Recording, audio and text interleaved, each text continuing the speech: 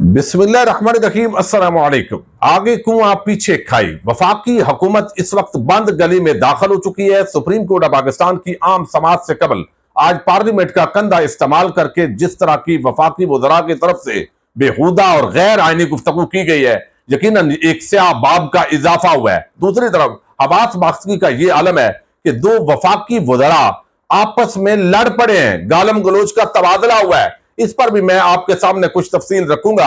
पंजाब और खैबर पख्तूनख्वा असम्बलियां क्या दोबारा बहाल हो सकती हैं, ये एक ऑप्शन डिस्कस हुआ था जस्टिस अतर मिनल्लाह की तरफ से, लेकिन अब सुप्रीम कोर्ट ऑफ पाकिस्तान में आज एक दरखास्त दायर करवाई गई है। इसके अंदर क्या इस्तदा की गई है, इस पर भी बात करेंगे। अगर तौहीन अदालत हो सकती है तो तौहीन पार्लियामेंट भी की गई है, लिहाजा 3 जजेस को तलब किया जा सकता है और एक नया कट्टा खोला है बिलावल जरदारी ने भी। इस पर भी बात करेंगे। उम्मीद करूंगा कि आप वीडियो समाप्त करेंगे और अपने कीमती फीडबैक से जरूर आगाह करेंगे। आज जिस अंदाज के अंदर पार्लियामेंट का माहौल था और चूंकि अपोजिशन वहां पे मौजूद नहीं है और सारी हुकूमत है, खाऊ कबाइल का कब्जा है इस वक्त मुल्क के अंदर, वहां जो चाहते हैं मुंह से निकालते हैं।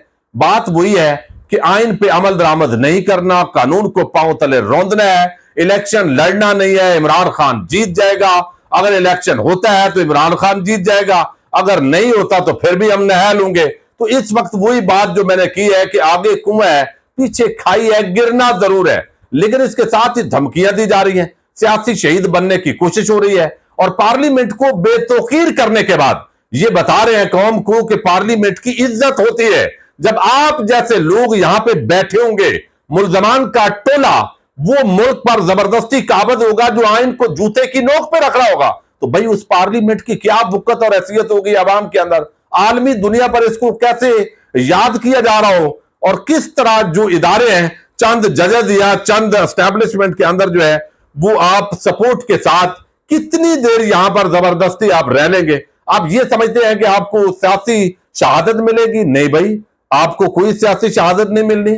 आपको अगर न्यायल भी किया गया तो लोगों ने मिठाइयां तकसीम करनी है, आप तकरीरें करेंगे, लोग मानेंगे कि आप चूंकि चिपके रहे, आपने जबरदस्ती की। जिस तरह निगरान हुकूमत अब जबरदस्ती मुसल्लत है और इसी तरीके से वफाकी हुकूमत भी एक खुली जारहियत है। पैसा आपके बाप का नहीं है, आपके दादा का नहीं है, इस मुल्क के टैक्स पेयर का पैसा है। 14 करोड़ लोगों के हक के राय दी है और आप उसके अंदर जो है वो एक इस तरीके से बैठ गए हैं और फिर आप सबक देते हैं पार्लियामेंट की तौहीन का और अदब का और एहतराम का। अब यहां पर जो है वो बिलावल जरदारी ने जिस तरह की बोंगियां मारी है वो मैं थोड़ा सा आपके सामने रखूं। अब कहते हैं जी अगर तौहीन अदालत है, सुप्रीम कोर्ट की तौहीन है, तो फिर पार्लियामेंट की भी तौहीन है, लिहाजा हम जजेस को तलब कर सकते हैं। फिर स्पीकर साहब ने कहा कि क्यों ना मैं सुप्रीम कोर्ट को खत लिखूं और आपके जज्बात से आगाह करूं। भाई आपके जज्बात तो पूरी कौम को इल्म है। आप जाली बैंक अकाउंट्स के धंधे करने वाले और इसमें मनी लॉन्ड्रिंग के इल्जामात वाले बड़े लोग बैठे हुए हैं। आपके तो जज्बात यही है कि जितना खा पी लिया, आइन 90 दिन में इलेक्शन का कहता है, अमल दरामद आप नहीं करवा रहे। अब यहां पर जो है बिलावल कहते हैं कि आइन में 90 दिन की हद की शिक किसी ने नहीं तोड़ा, हमने नहीं, किसी और ने तोड़ा। इसका सिलसिला पंजाब से शुरू हुआ, इस्तीफे मंजूरी के बाद भी 90 रोज में इलेक्शन होना था। अब ये आप बात देखें कि ये जो लोटों का, इनको सबसे ज्यादा जो तकलीफ की है ना, वो आर्टिकल 63A का जो सुप्रीम कोर्ट आपका फैसला है जिसके अंदर लोटों का रास्ता बंद किया गया है। हौसला शिकनी की गई है कि आप एक पार्टी के टिकट बार इलेक्शन लड़के आते हैं और फिर आप 5-10 करोड़ पकड़ते हैं और उसके बाद आप लोटे हो जाते हैं। तो ये बजाय इसके कि ये जमाते सुप्रीम कोर्ट ऑफ पाकिस्तान का या हाई कोर्ट्स का शुक्रिया अदा करती, ये तो इनकी लोटों की सियासत है और इनके दिमागों में लोटे घुसे हुए हैं और ये उसको उस फैसले से इनको तकलीफ है कि अगर वो ना होता तो हमें लोटे वोट देते और आज हम हुकूमत में होते, लिहाजा ये क्राइसिस पैदा ही ना होता। ये अजीब किस्म की यानी भौंडी किस्म की लॉजिक है। फिर वो कहते हैं जिमनी इलेक्शन भी हुक्म इम्तनाई के बहस 90 रोज से आगे चले गए। सुप्रीम कोर्ट में अकलियती फैसला अक्सरियती फैसला साबित करके हम पर मुसल्लत करना चाहती है जिसे हम किसी सूरत तब्दील नहीं करेंगे। अब वो कह रहे हैं कि जिन जजेस ने हमारी सहूलतकारी की है, इख्तलाफी नोट जिन्होंने 20-20 सफात के लिखे हैं और मदद फराम की है, तो हम 4-3 को मानते हैं भाई, 2-3 को नहीं मानते। यानी ये तो आपका यहां मलकियत होगी ना, ठेका आपने ले दिया है मुल्क का, यानी आपने बहुत बड़ी पेमेंट कर दी है کہ آپ جو تشریح کریں گے وہی ہوگی.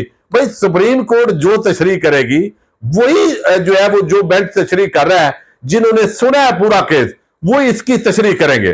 اگرچہ اسحاق ڈار اور بہت ساری باتیں کی گئی ہیں وہ اگلے میں کریں گے. بلاول کہتے ہیں خط سے کام نہیں چلے گا, پارلیمان کی توہین ہوئی ہے, پارلیمان کا استحقاق مجروح ہے, اب اس معاملے کو استحقاق کمیٹی میں اٹھانا چاہیے. 1973 کا آئین پیپلز پارٹی نے دلایا. پیپلز پارٹی وہی جماعت ہے جس نے 18ویں ترمیم لائی. بھائی جو بھی ہے نا, اب آپ یقیناً بھٹو, آپ تو جعلی بھٹو بن گئے ہیں, آپ بھٹو کو گالیاں دے رہے ہوں گے کہ یہ جو شک ہے یہ کیسے ڈال دی کہ 90 دن میں الیکشن ہونا چاہیے.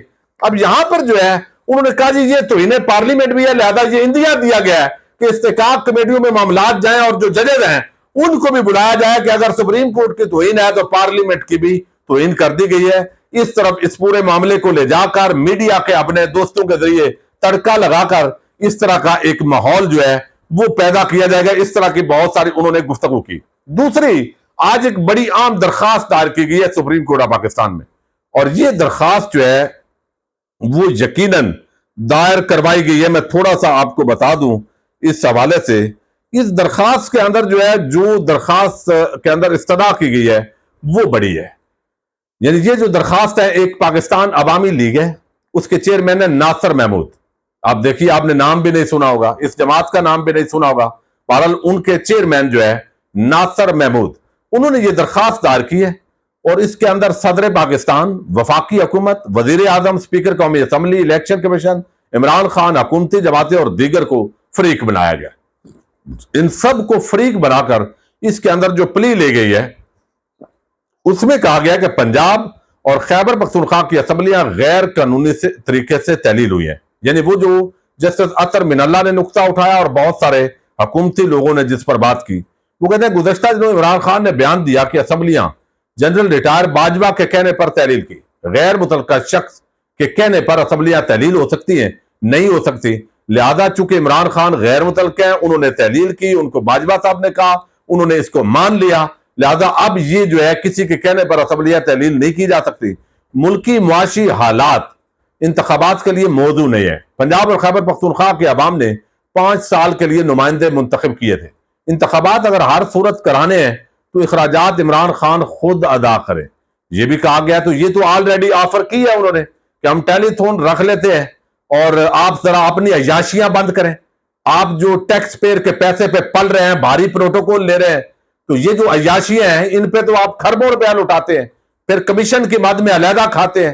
پنجاب اور خیبر پختونخوا کی اسمبلیاں بحال کی جائیں, انتخابات کرانا لازم ہے تو 21 ارب روپے عمران خان سے لیے جائیں.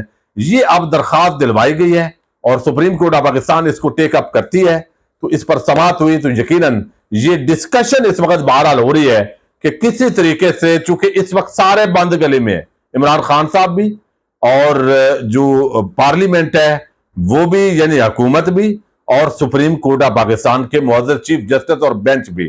تو یہ ایک وہ طریقہ ہے جس سے نکل سکتے ہیں. لیکن اس پر رد عمل دیا فواد چودھری نے کہ یہ غیر آئینی ہوگا, غیر قانونی ہوگا, اور یہ ممکن ہی نہیں ہے, نہ اس کو مانا جائے گا.